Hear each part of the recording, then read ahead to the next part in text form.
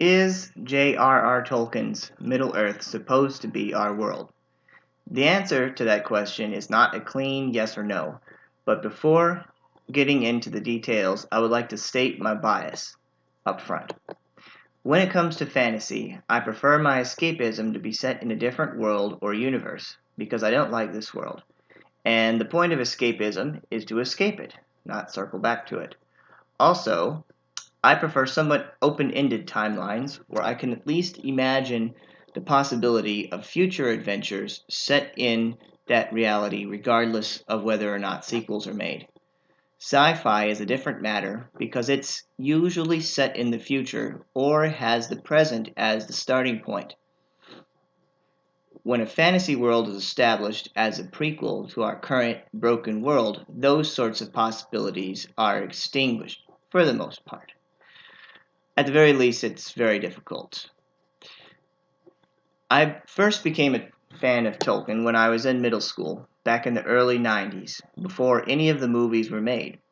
After reading The Hobbit, Lord of the Rings, and Silmarillion, which I greatly enjoyed, I assumed that the stories were set in another universe entirely, because I could not match the events or settings with any place in the real world. Naturally, I was disappointed when, in my search for more material to consume, I started to run across assertions that Middle Earth was supposed to be our world in an earlier era or forgotten age, so I began to investigate the matter further with the intention of disproving it. So, what is the truth? The Lost Tales, Parts 1 and 2, contain the earliest forms of the Middle Earth lore, which would ultimately be developed into the Silmarillion. There was a lot of starting, stopping, redoing, and discarding of ideas and texts. The books contain multiple versions of stories and abundant notes by Christopher Tolkien attempting to explain it all. Though not canon, the Lost Tales can be used to shed some light on the actual canon as they show what Tolkien's original intentions were. The Lost Tales were presented as a series of stories about the early days of the world given to an English sailor who managed to find his way to Toleracia in spite of all the obstacles. While there, he would write down everything he learned from the elves, and the completed copy could be found in England, and later your bookstore, I would presume. In the first draft, the sailor's name was Iriel, but later the story was revised and his name was changed to Elfwine. The Elfwine story was discarded, or at least abandoned, but the real-world connection is reiterated in The Lost Road. The Lost Road is another unfinished work, but had Tolkien completed it, then it would have served as a bridge between his time and the era of the Middle-earth legendarium. At this point, one could still argue that with the abandonment of these stories, any notion of the Middle-earth legendarium being set in the real world is also abandoned. But again, these older stories do show original intent, and furthermore, Tolkien reinforced this notion in his letters. The letters cannot be dismissed, as they were written with the purpose of expounding upon actual published canon. The letters I will now reference can be found in The Letters of J.R.R. Tolkien, edited by Humphrey Carpenter. In 1956, he wrote, "Middle-earth is not an imaginary world. The name is the modern form, appearing in the 13th century and still in use, of Midden-Erde, Middle-Erde, an ancient name for the oikoumene, the abiding place of men, the objectively real world in use specifically opposed to imaginary worlds, as fairyland, or unseen worlds, as heaven or hell. The theater of my tale is this earth, the one in which we now live, but the historical period is imaginary." That's from letter 183. In 1967, he provides further insight regarding the geography, stating the following: "But examination will show that even this is inapplicable geographically or spiritually to Middle-earth. This is an old word, not invented by me, as reference to a dictionary such as Shorter, Oxford will show. It meant the habitable lands of our world, set amid the surrounding ocean. The action of the story takes place in the northwest of Middle-earth, the equivalent in latitude to the coastlands of Europe and the north shores of the Mediterranean. But this is not a purely Nordic area in any sense.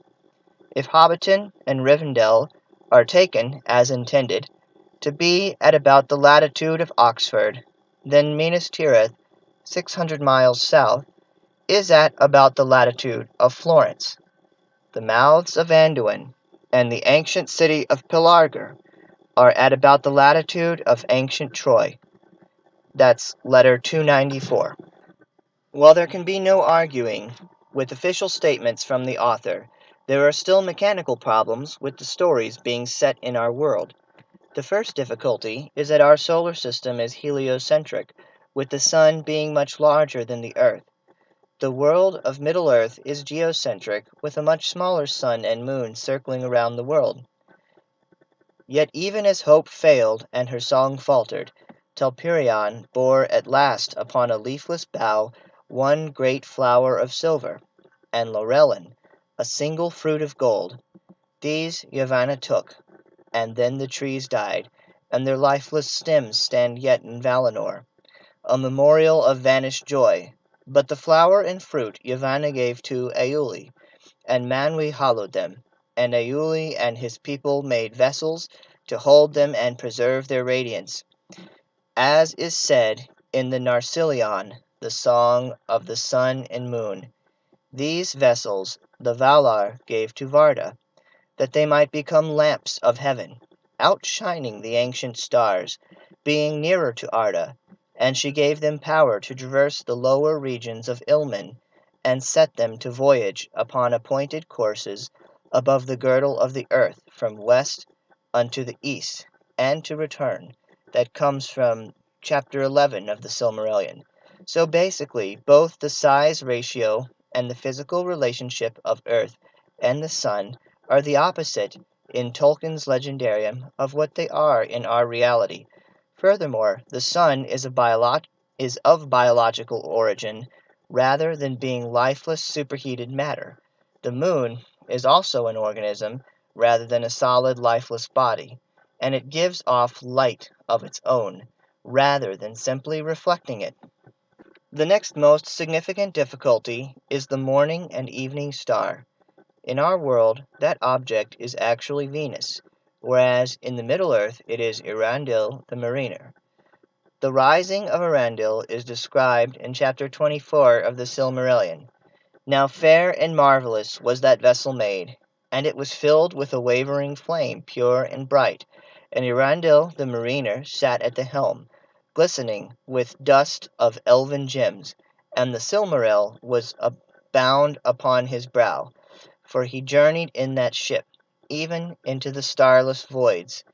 But most often was he seen at morning or at evening, glimmering in sunrise or sunset, as he came back to Valinor from voyages beyond the confines of the world.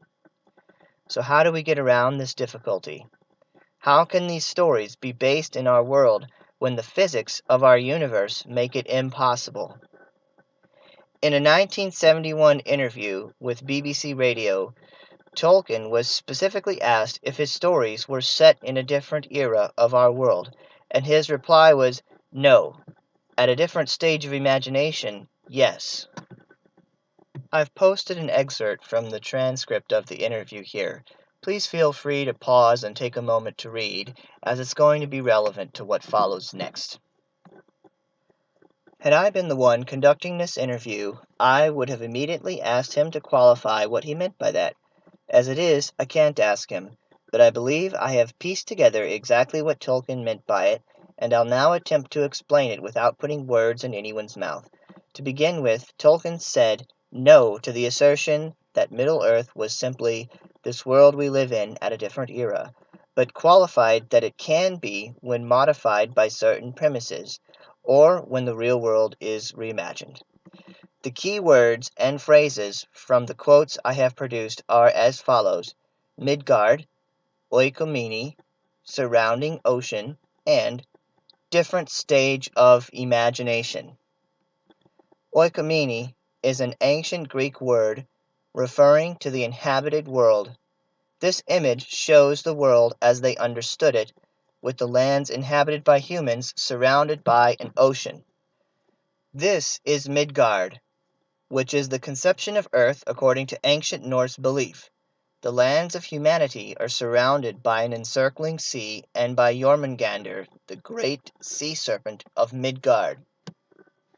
During the Middle Ages, the world map was expanded slightly and modified with the addition of Bible lands, lands referenced in the Bible such as Eden, and a whole slew of mythical creatures. Medieval world maps, known as Mappi Mundi, place the starting point of humanity in the furthest east, and thus all the maps are oriented on an east-west axis rather than north-south. Furthermore, the medieval cosmology retained the geocentric Ptolemaic model. There is considerable overlap between the medieval vision of the world and the Middle-earth.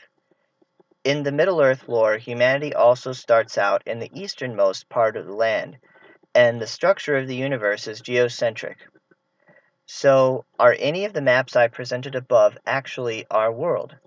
Obviously, they are not accurate, but they are supposed to be our world, or at least different ideas or understandings of how it is. If I asked you to write a story set in any of them, could you do it? Let's suppose that you decide to write a story set in the world according to the ancient Greeks. You would pick an area in the map, and you might include dryads, naiads, and centaurs alongside some of the actual people groups that are mentioned on the map. Is your story set in the real world? Could you bridge the gap between the narrative of your story and the current modern world we inhabit? It's a brain twister for sure. You might say it's set in a different imagining of our world.